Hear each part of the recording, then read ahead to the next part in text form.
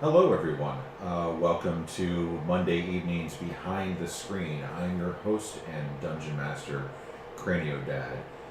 See that there's some people that are just now notifying me that they might be getting online, so we'll take a look in a second. So I'm going to do my own audio check, and we sound good. So, with that, let's dive on in. So, what I like to do is every single week, I like to, after the weekend's gone through and I've uploaded the video to YouTube, I like to take a look and dissect from my side of the screen what happened on Friday for Harlequin's Requital. Now, last week we found ourselves still in Chapter 3 of Horde of the Dragon Queen, which is one of the first published books for 5e, for Wizards of the Coast for Dungeons and Dragons. The players have been moving at a pretty good pace. They have had one party member fall as a sacrificial play. They found a new party member that has been helping them out quite a bit as they've been going through this journey. My computer fan or something.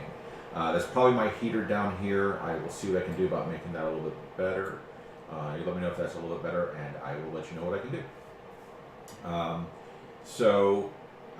The players have found a new player, a new party member, and they are working through the Dragon Hatchery. They made it about halfway through on the first part. For the second part, they made it most of the way through the second half.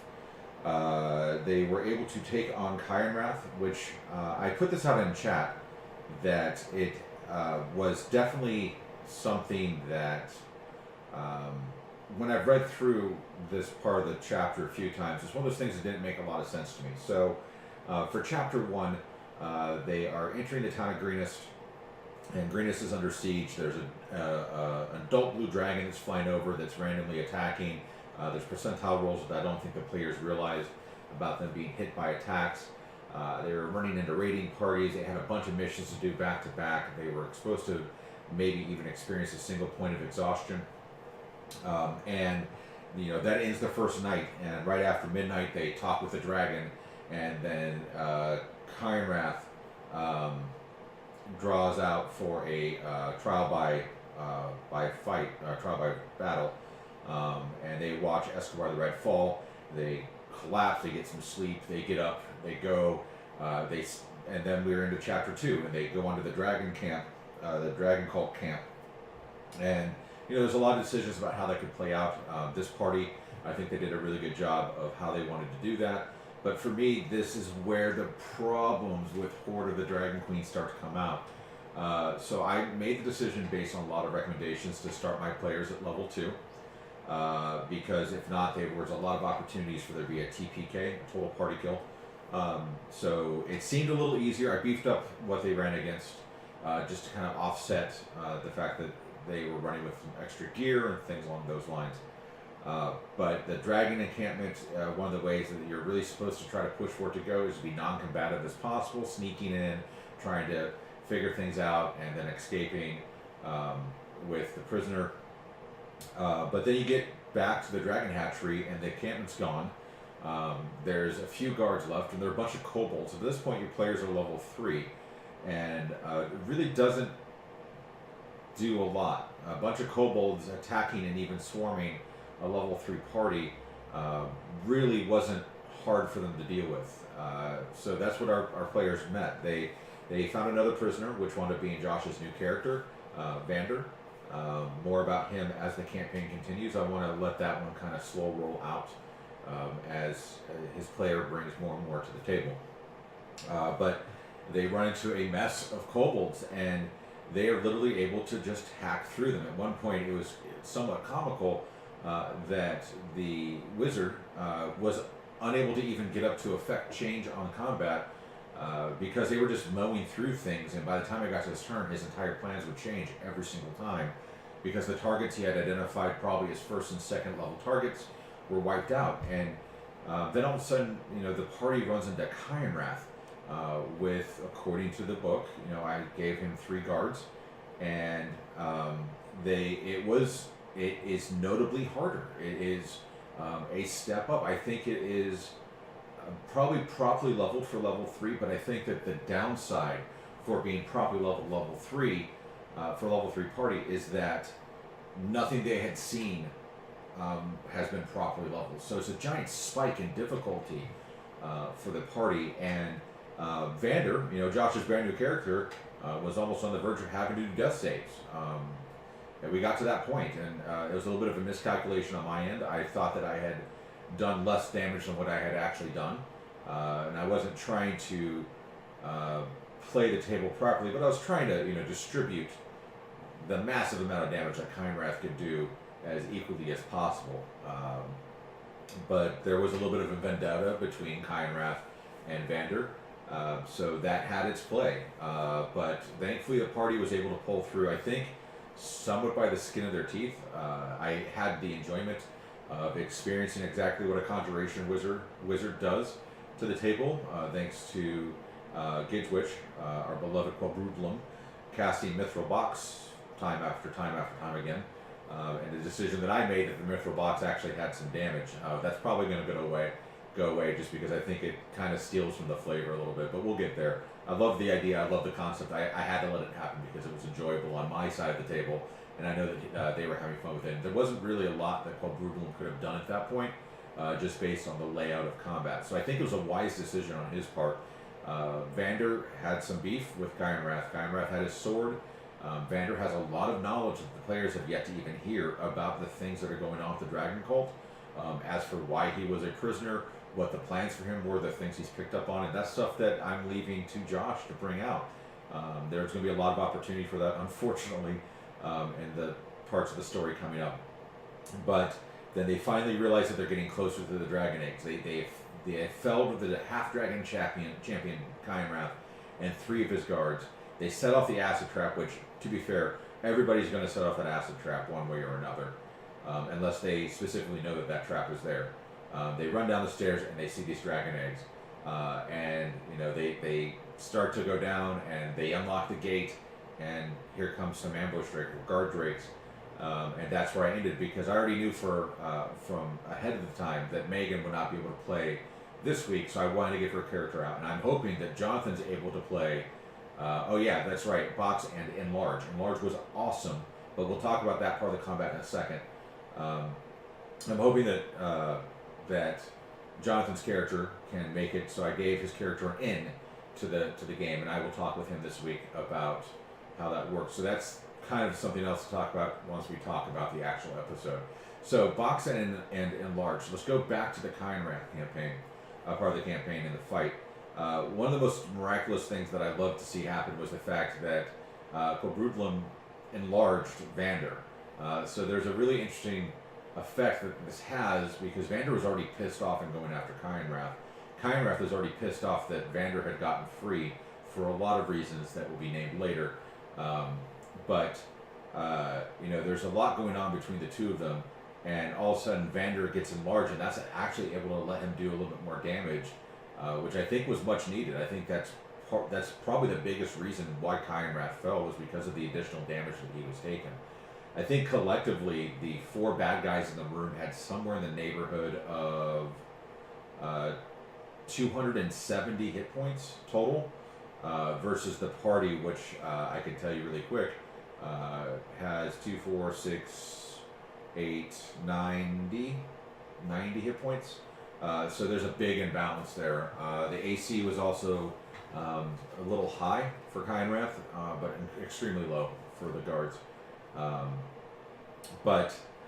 So watching Enlarge take place was awesome. I was trying to figure out if I wanted to enlarge the actual token, but then I realized it would just be a large character, and that really just doesn't change too much. It's where you get to humongous or monstrous, that the token really needs to change. But it's a really interesting effect on what that has for battle, and it was really cool to see how that played out. I also liked on the other side of the room how it was, I think, unintentional, but it wound up being the best thing they could have done.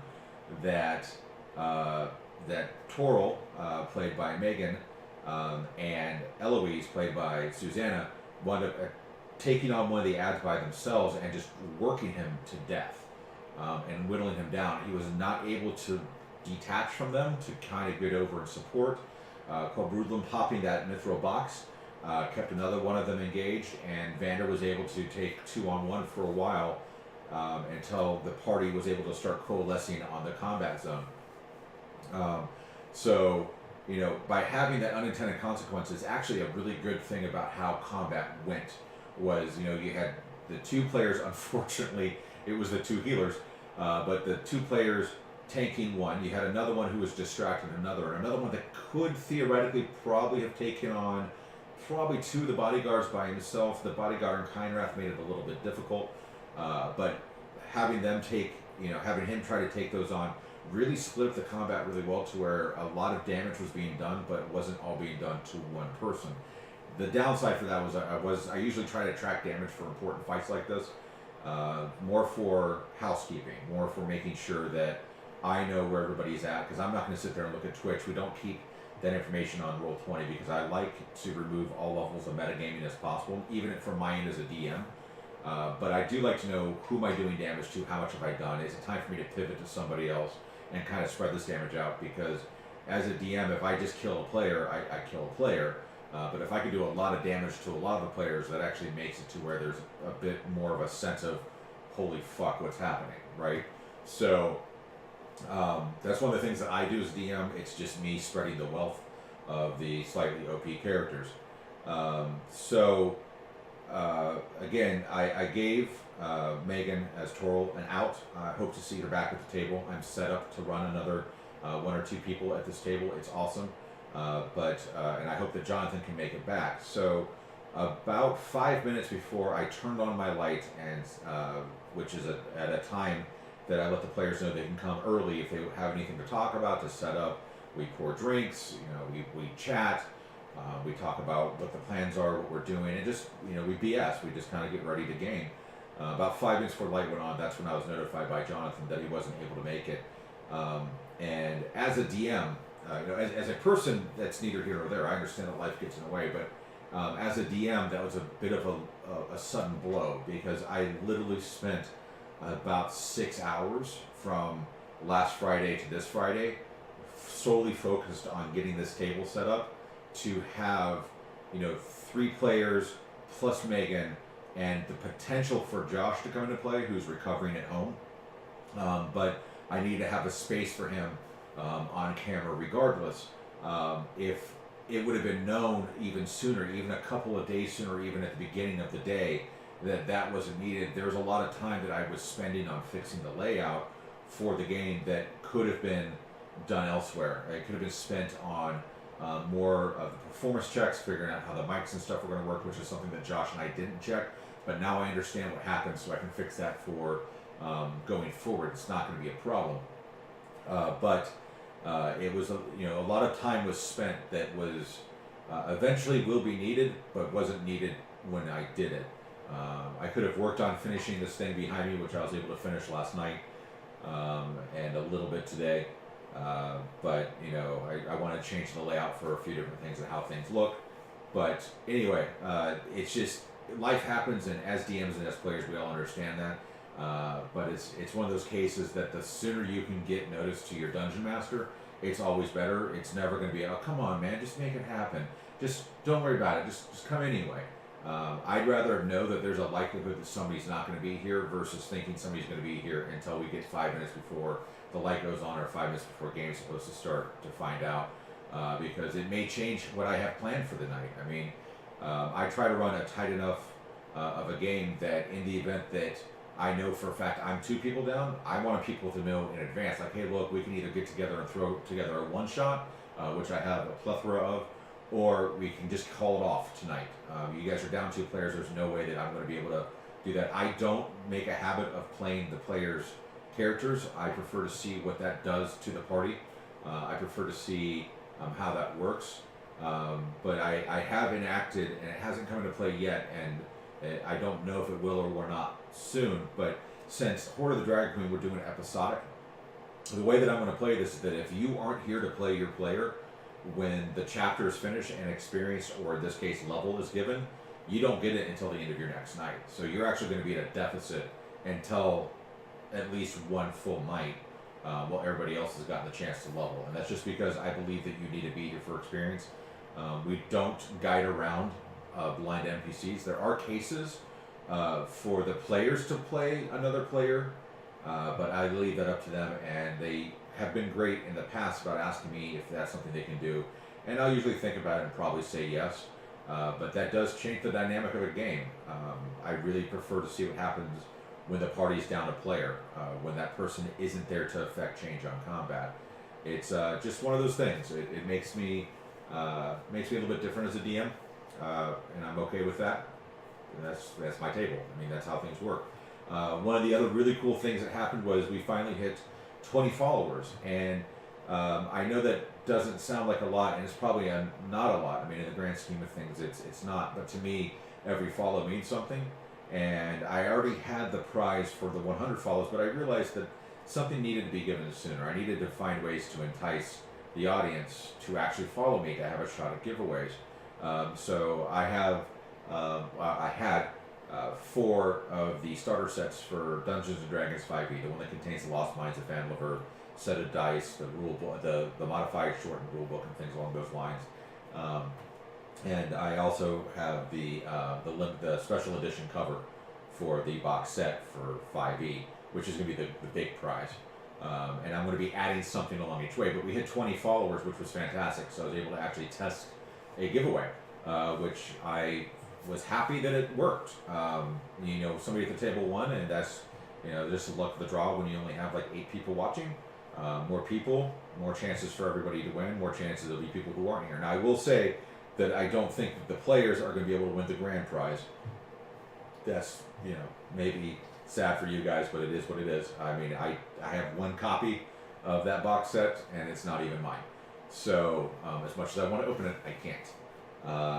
But I have some ideas for some other things we're going to roll into that way. When we hit 40 followers, we will give away 2 things. So we 2 giveaways on that night. Then 60, there'll be 3, and then when we get to 80, it'll be 4, and then when we get to 100, it'll be 5. If that math works out, whatever the math is. It's been a long day. Episode 6, the players almost, and I mean almost, finished chapter 3. They have just entered or are getting ready to enter room number 10 on the layout. They have seen everything except for 2 rooms. 3 rooms. Yeah, 3 rooms. So they've got 3 rooms left to clear, and then they're done with this chapter. They get to go to level 4, and then we begin the awesome on the road traveling forever and a day. So that will probably slow the pace down a little bit.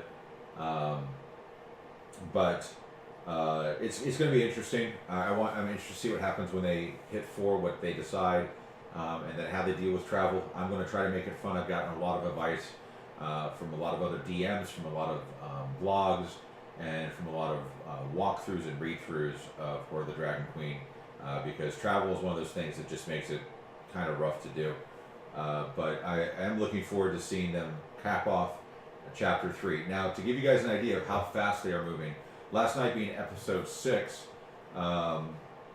we are roughly on page 25, 26 of the book, and of actual content, there's only 86 pages, so they're a little bit over 1/3 of the way through the book already in 6 episodes. And a couple of these chapters are chock full of information, but they'll probably be a single night or 2 night parts. So I'm really happy with the progress that we're making. I have started to tighten up my knowledge on the next part of the book, which is the Rise of Tiamat, and it's really difficult for me to consider wanting to go on with the Rise of Tiamat, considering Ghost of the Salt Marshes was just announced. But I think we'll probably be on Rise of Tiamat before that book comes out. I think I saw the release date, but I'm not positive. But it's yet another book for me to add to my ever-growing shelves of books that have little red flames that say Dungeons and Dragons. So, yeah, that is my quick little recap about episode 6. The players did an awesome job. They'll be finishing up chapter 3 probably within the first half hour to no longer than 45 minutes at this pace of Friday night, and moving on to travel. So prepare yourselves for an adventure of travel. We'll see. But I'll do my best to make it as interesting and fun as humanly possible. I'm going to make it challenging.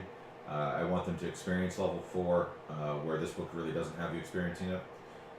But we'll see. So if there's any questions in chat, now's a great time to ask. I've got about 9 minutes left, and then I'm calling this a night. I've got a long week ahead of me. So I say on the end of Monday. But I am super stoked for the players to get here on Friday. I've rearranged a few more things. The room feels and looks a lot bigger. We're working through a couple little AV things that I've got going on. Down the line, I've got some bigger plans for this room that you guys on stream will be able to see in time. But, so it is what it is. I'm not seeing any questions in chat, so that's okay with me.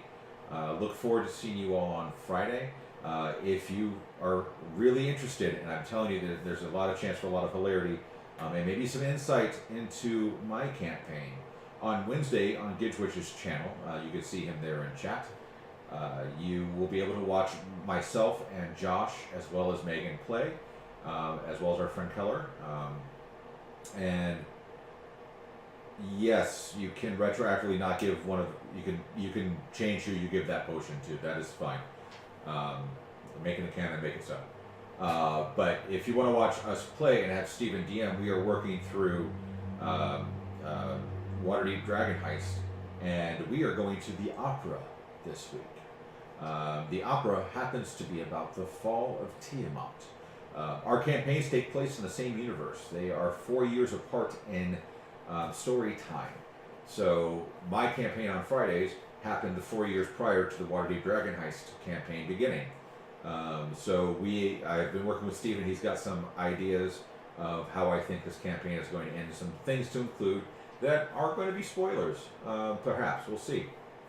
But we will be dressing up for the opera. I know Megan is doing her hair, she's got a dress, all the guys have got shirts and bow ties or something like that, and we're kind of stoked. It's our first chance to actually play a little bit of dress up and check some things out. So check us out on Wednesdays. We start usually right around 8 p.m. Here on Twitch on Gidgewitch's channel. And then I'll be back on Friday night to be your host and your dungeon master as we pick the story back up for Harlequin's Requital, going through Horde of the Dragon Queen, Chapter 3, closing that one out, getting level 4, and being ready to rock. Thank you so much for your time tonight. Look forward to seeing you guys on Wednesdays and on Fridays. We do have a Discord that we are in the middle of standing up. There'll be, I don't know if it works, but I think if you type ! Discord, you might get a message. I lost some of those settings when I changed computers. So if that doesn't work, sorry, I'll get right on it. But I am going to have you guys hang tight. Looks like we are probably going to raid. There's just enough of us to do it. See you guys on Wednesday and again on Friday. Thanks so much for hanging out. You all have a good night.